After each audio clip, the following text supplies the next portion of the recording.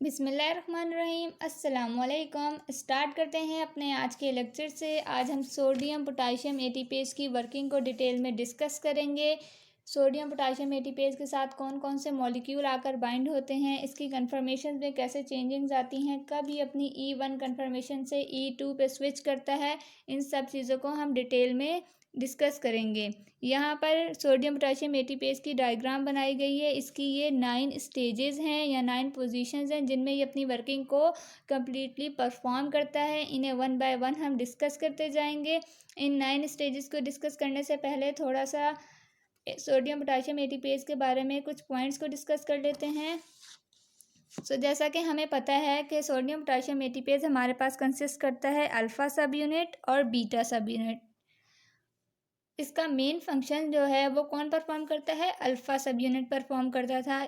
और ये अपनी एनर्जी कहाँ से गेन करता है, एटीपी से। ठीक है, एटीपी को ब्रेक करता है एडीपी और इनऑर्गेनिक फॉस्फेट में।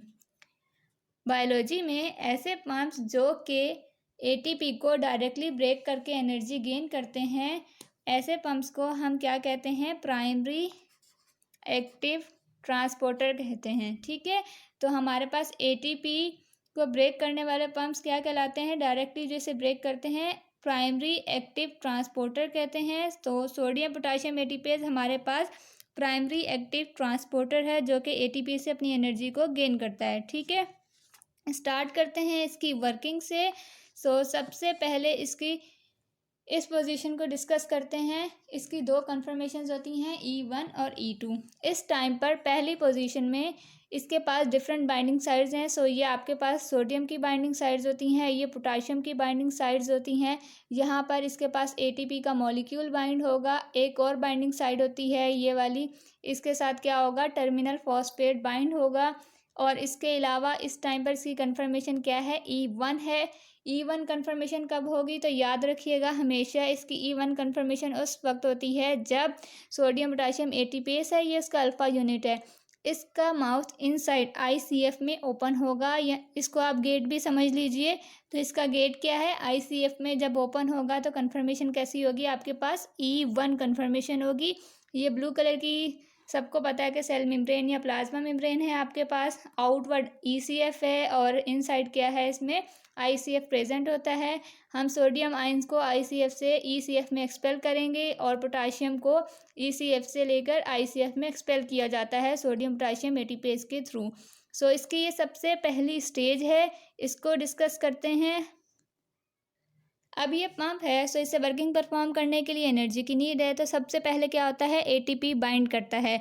जब एटीपी बाइंड करता है उसके बाद इसकी वर्किंग स्टार्ट होती है। लेकिन एटीपी के बाइंडिंग से पहले इसके पास जो सोडियम बाइंडिंग साइड्स होती हैं वो कैसी होती हैं, लो एफिनिटी स्टेट में होती हैं।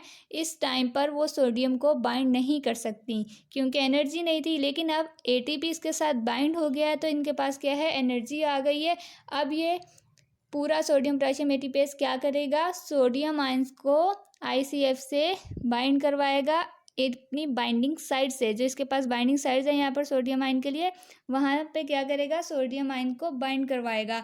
यहाँ पर कन्फर्मेशन इसके पास क्या है, E1 है। हम इसे लिख लेते हैं। सबसे पहले कन्फर्मेशन कैसी है, इस टाइम पर E1 है पंप की, और इसके पास सिर्फ एक मॉलिक्यूल है, किसका, ATP का। ओके, एटीपी की बाइंडिंग के बाद एनर्जाइज हो गया है, नेक्स्ट पोजीशन पे मूव करेगा। तो नेक्स्ट में क्या होगा, इसके पास ये 3 सोडियम आयन को बाइंडिंग साइड से अटैच करेगा। तो ये ICF से इसके पास क्या हुआ, 3 सोडियम आयन्स आए और ये अपनी बाइंडिंग साइड से यहाँ पर अटैच हो गए। ठीक है, इस टाइम पर स्टिल इसके साथ एटीपी बाइंड है क्योंकि ये एटीपी को ब्रेक करेगा आगे जाकर। इस टाइम पर एटीपी इसके साथ बाइंड है जिसके थ्रू ये एनर्जी ले रहा है और अपना फंक्शन परफॉर्म कर रहा है। ठीक है, अब ये जो सोडियम आयन यहाँ पर बाइंड हुए हैं कन्फर्मेशन E1 के साथ, हो सकता है कि ये ICF में वापस मूव कर जाएं। तो इस चीज़ को प्रिवेंट करने के लिए इसकी नेक्स्ट स्टेज है जिसमें क्या है, ये पंप पूरा क्लोज है। इसको यहाँ पर पहले लिख लेते हैं कि कन्फर्मेशन कैसी है, आपके पास E1 है, एटीपी का मॉलिक्यूल है, इसके अलावा एक्स्ट्रा क्या चीज़ आ गई है, इसके पास 3 सोडियम आयंस आए हैं ICF से। ठीक है, नेक्स्ट कन्फर्मेशन आपके पास कैसी है, स्टिल E1 है बट पंप क्या है इस टाइम पे क्लोज है। रीज़न कि वो जो है सोडियम आयंस को ECF में एक्सपेल करेगा। सो प्रिवेंट करने के लिए उनकी बैकवर्ड मूवमेंट ICF में ये पंप क्या होगा, इनसाइड से क्लोज हो जाएगा। सेम इसके साथ यहाँ पर क्या होगा, ATP का मॉलिक्यूल बाइंड होगा और यहाँ पर ये आपके पास जो सोडियम बाइंडिंग साइड है, स्टिल सोडियम क्या होगा, इनसे बाइंड होगा। ठीक है, और कंफर्मेशन कैसी है आपके पास, स्टिल E1 है बट पंप कैसा है इस टाइम पे क्लोज है। सो कैसे लिखेंगे इसको, E1 कंफर्मेशन है। इसके अलावा इस पंप के पास इस टाइम पे क्या है, ATP का मॉलिक्यूल है और जो सोडियम आयंस है स्टिल इसके पास हैं, बाइंड किए हुए हैं बट सिर्फ एक चेंजिंग है, वो क्या है, हमारे पास ये जो पंप है ये कैसा है, क्लोज्ड है। अब ये पंप क्लोज्ड है, इसे सोडियम आयन को एक्सपेल करने के लिए अपना आउटर माउथ क्या करना पड़ेगा, आउटर गेट ओपन करना पड़ेगा। इसके लिए इसको एनर्जी की नीड होगी। एक कन्फर्मेशन से दूसरी कन्फर्मेशन में स्विच करने के लिए सोडियम पोटेशियम ATPase को एनर्जी की नीड होती है। सो इस टाइम पे सबसे इम्पॉर्टेंट चीज़ होती है वो ये है कि ये जो ATP है इसे जो है ब्रेक कर दिया जाता है ADP और इनऑर्गेनिक फॉस्फेट में, और क्या होता है हमारे पास पंप फॉस्फोराइलेट हो जाता है इसकी ब्रेकिंग के बाद और अपनी नेक्स्ट कन्फर्मेशन में स्विच कर जाता है। सो जो हमारी नेक्स्ट स्टेज है इसमें आपको नज़र आ रहा होगा इसका माउथ क्या है, आउटवर्ड ओपन है। सो इस टाइम पे इसके पास कन्फर्मेशन कैसी होती है, E2 कन्फर्मेशन है। और यहाँ पर आपके पास ये जो ATP था ये वाला, ये क्या हो गया, ब्रेक हो गया। ब्रेक होने के बाद जो ADP होता है वो ICF में चला जाता है और ये जो आपके पास एक टर्मिनल फॉस्फेट रह गया है ये क्या करेगा, यहाँ पर जिसकी बाइंडिंग साइड होगी, सपोज करें कि ये इसकी बाइंडिंग साइड है, तो ये क्या करेगा, अपनी बाइंडिंग साइड से जाके अटैच हो जाएगा और पंप को फॉस्फोराइलेट कर देगा। जब पंप फॉस्फोराइलेट होता है तो ये अपनी एक कन्फर्मेशन से E1 कन्फर्मेशन से E2 में क्या होता है, स्विच कर जाता है। और इस टाइम पर सेम इसके पास क्या है, सोडियम आयन बाइंड है। तो कितने सोडियम आयन बाइंड है इसके पास, स्टिल 3 सोडियम आयन बाइंड है और इन्हें क्या करना है, ECF में एक्सपेल करना है। ठीक है, इस टाइम पर हम लिख लेते हैं कि इसके पास कन्फर्मेशन कैसी है, E1 से कन्फर्मेशन स्विच कर रही है E2 में। ठीक है, ATP ब्रेक हो चुका है, ADP और इनऑर्गेनिक फॉस्फेट में ATP यहाँ से रिमूव हो जाता है और सिर्फ इसके पास क्या होता है, फॉस्फेट होता है और क्या है, 3 सोडियम आयन स्टिल इसके पास हैं। सही। सो अब नेक्स्ट स्टेज में जब ये जाएगा फॉस्फोराइलेशन के बाद प्योर E2 कन्फर्मेशन होती है इसके पास और क्या हो जाता है, यहाँ पर हमारे पास क्या है, पंप फॉस्फोराइलेट है। इस टाइम पर जो सोडियम को लॉस करने की एफिनिटी है इसकी वो क्या होगा, इंक्रीज हो जाएगी। सो इस टाइम पे क्या होगा, ये जो 3 सोडियम आयंस हैं ये ECF के अंदर मूव कर जाएंगे और हमारे पास जो है कन्फर्मेशन E2 आ जाएगी और पंप क्या हो जाएगा, फॉस्फोराइलेटेड हो जाएगा। सो इसे हम कैसे लिखेंगे, E2 कन्फर्मेशन है, इसके पास एक फॉस्फेट है और 3 सोडियम आयंस हैं बट क्या है, सोडियम आयन हमारे पास लॉस हो चुके हैं। ठीक है, नेक्स्ट स्टेज में क्या होगा, अब जब सोडियम लॉस हो गया है हमारे पास ECF से पोटाशियम आके अपनी बाइंडिंग साइड से क्या होगा, अटैच हो जाएगा। सो ये हमारे पास जो पोटाशियम की बाइंडिंग साइड्स थी इसके साथ 2 पोटाशियम आयन आकर बाइंड हो जाएंगे, कहाँ से, ECF से। ठीक है, कितने पोटाशियम आयन आएंगे हमारे पास, 2 पोटाशियम आयन्स आएंगे और बाइंड हो जाएंगे। पंप स्टिल कैसा है, फॉस्फोराइलेटेड है और कौन सी कन्फर्मेशन है इस टाइम इसकी, E2 कन्फर्मेशन है, प्योर E2 कन्फर्मेशन। सही। सो E2 कन्फर्मेशन है इस टाइम पर। पंप क्या है, फॉस्फोराइलेट है, एक फॉस्फेट ग्रुप इसके साथ अटैच है और 2 पोटाशियम आयन आकर अपनी बाइंडिंग साइड से अटैच हो चुके हैं। सही। नेक्स्ट स्टेज सेम इसकी वही है जैसी सोडियम आयन की थी कि पोटाशियम जब ECF से आते हैं तो एक कंडीशन होती है कि ये वापस मूव कर जाएंगे। इस कंडीशन को प्रिवेंट करने के लिए क्या होगा, आपके पास आउटर माउथ जो है वो पंप का क्लोज हो जाएगा और सेम वही कंडीशन यहाँ पर भी होगी। यहाँ पर पोटाशियम आयन प्रेजेंट होंगे और पंप कैसा होगा, आपके पास फॉस्फोराइलेटेड होगा और इसके अलावा क्या हो जाएगा, पंप क्लोज हो जाएगा। कन्फर्मेशन इस टाइम पर भी क्या है, आपके पास E2 कन्फर्मेशन है इसकी और क्या होगा, पंप सिर्फ क्लोज है। इतनी सी चेंजिंग्स आएंगी। सो इसे हम कैसे लिखेंगे, E2 कन्फर्मेशन थी इसके पास, एक फॉस्फेट ग्रुप था, 2 पोटाशियम आइंस थे, लेकिन ये कैसा था पंप आपके पास क्लोज। ठीक है, अब इसे इन पोटाशियम आइंस को ICF में एक्सपेल करना है, तो क्या होगा, इसको एनर्जी की नीड होगी फिर से। सो इस स्टेप पर आकर इसके अंदर डीफॉस्फोराइलेशन का प्रोसेस होता है। सो यहाँ पे पंप क्या हो जाएगा, डीफॉस्फोराइलेटेड हो जाएगा। ये जो फॉस्फेट बाइंड है ये डिटैच हो जाएगा यहाँ से, और पंप डीफॉस्फोराइलेट होने के बाद मज़ीद एनर्जी गेन करके E2 से स्विच कर जाएगा। कौन सी कन्फर्मेशन में, E1 कन्फर्मेशन में।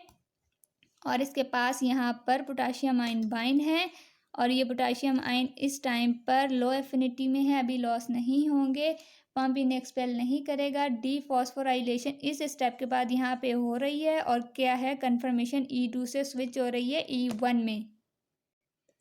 सो यहाँ पे आपके पास क्या है, कन्फर्मेशन स्विच करती है E2 से E1 में, और फॉस्फेट कैसा आपके पास लॉस हो चुका है, डाउनवर्ड बना देते हैं, और इसके पास इस टाइम पर क्या है, 2 पोटाशियम आयन है। In the very next stage क्या होगा, कन्फर्मेशन स्टिल E1 होगी, और यहाँ पर जो आपके पास पोटाशियम बाइंड थे इस स्टेज पर आकर वो ECF में आ जाएंगे, दोनों पोटाशियम आइंस। पंप कैसा है, डीफॉस्फोराइलेट है। अगेन क्या होगा, अगर इसे अपनी साइकिल स्टार्ट करनी हुई, वर्किंग स्टार्ट करनी हुई, तो ये अपनी इस स्टेज से स्टार्ट कर लेगा, ATP बाइंड होगा, फिर सोडियम आयन सेट होंगे इसके साथ, और क्या हो जाएगा, दोबारा से वर्किंग स्टार्ट हो जाएगी। सो यहाँ पे हमारे पास क्या है, E1 कन्फर्मेशन है, 2 पोटाशियम आइंस हैं जो कि लॉस हो चुके हैं, और पंप कैसा है, डीफॉस्फोराइलेट है, फॉस्फेट ग्रुप डिटैच है। अब इसको एक दफ़ा रिवाइज कर लेते हैं ताकि मज़ीद क्लियर हो जाए कॉन्सेप्ट। सो इसकी ये जो 9 स्टेजेस हैं, ये इसकी कन्फर्मेशन E1 और E2 को शो कर रही हैं। सो सबसे पहली जो 3 स्टेजेस हैं, इसमें इसके पास कन्फर्मेशन कौन सी है, E1 कन्फर्मेशन है। ये सेल मेम्ब्रेन है, आउटवर्ड ECF, इनसाइड ICF है। ये बाइंडिंग साइड सोडियम के लिए है, और ये बाइंडिंग साइड किसके लिए है, इसके पास पोटाशियम के लिए बाइंडिंग साइड है। यहाँ पे ATP बाइंड करेगा, और ये फॉस्फेट, इनऑर्गेनिक फॉस्फेट की बाइंडिंग साइड है।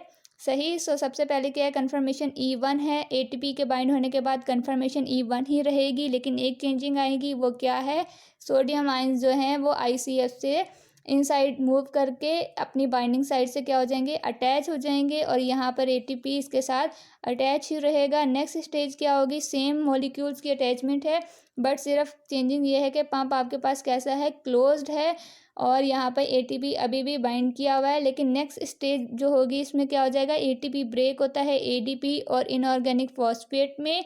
जैसे ही ATP ब्रेक होगा यहाँ पर, तो क्या हो जाएगा कि जो इनऑर्गेनिक फॉस्फेट है, यहाँ पे टर्मिनल फॉस्फेट भी इसको कहते हैं, ये अपनी बाइंडिंग साइड से अटैच हो जाएगा, और क्या होगा, आपके पास फॉस्फोराइलेट हो जाएगा पंप। ऐसे पंप जो फॉस्फोराइलेशन के बाद अपना फंक्शन बहुत अच्छे से परफॉर्म करते हैं, कंटिन्यू करते हैं, उन्हें हम P टाइप पंप्स भी कहते हैं। सो सोडियम पोटाशियम ATPase हमारे पास P टाइप पंप भी है। और इस टाइम पर ये वाली स्टेज आपके पास कौन सी स्टेज होती है, स्विचिंग स्टेज होती है, कि अपनी एक कन्फर्मेशन E1 से किस में स्विच कर रहा है पंप, E2 में स्विच कर रहा है। सही। सो E1 से E2 में स्विच करता है, फॉस्फेट फॉस्फोराइलेशन करा देता है, और 3 सोडियम आयन स्टिल इसके पास हैं, लो एफिनिटी है, इस टाइम पे ये लॉस नहीं हो सकते, एक्सपेल नहीं हो सकते। सो नेक्स्ट स्टेज में क्या हो जाएगा, 3 सोडियम आयन जो हैं फॉस्फोराइलेशन के बाद एनर्जी गेन करने के बाद पंप उन्हें क्या करेगा, ECF में एक्सपेल कर देगा, और प्योरली कन्फर्मेशन इसके पास कौन सी होगी, E2 होगी।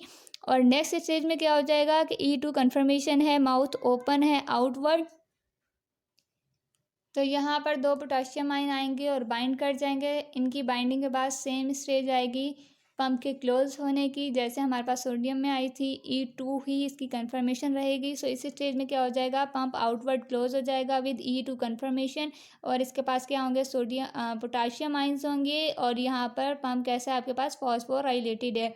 नेक्स्ट स्टेज में क्या होगा कि इसको एनर्जी चाहिए, पोटाशियम को ICF में एक्सपेल करने के लिए, ट्रांसपोर्ट करने के लिए। सो क्या हो जाएगा, डीफॉस्फोराइलेशन हो जाएगी, फॉस्फेट जो है वो डिटैच हो जाएगा सोडियम पोटाशियम एटीपेज से, और ये भी अगेन स्विचिंग स्टेज है इसकी। सो E2 से कन्फर्मेशन E1 में स्विच करती है, 2 पोटाशियम आइंस होते हैं और फॉस्फेट लॉस हो चुका होता है इस टाइम पर हमारे पास, और कन्फर्मेशन जो है वो स्विच कर गई है E1 में।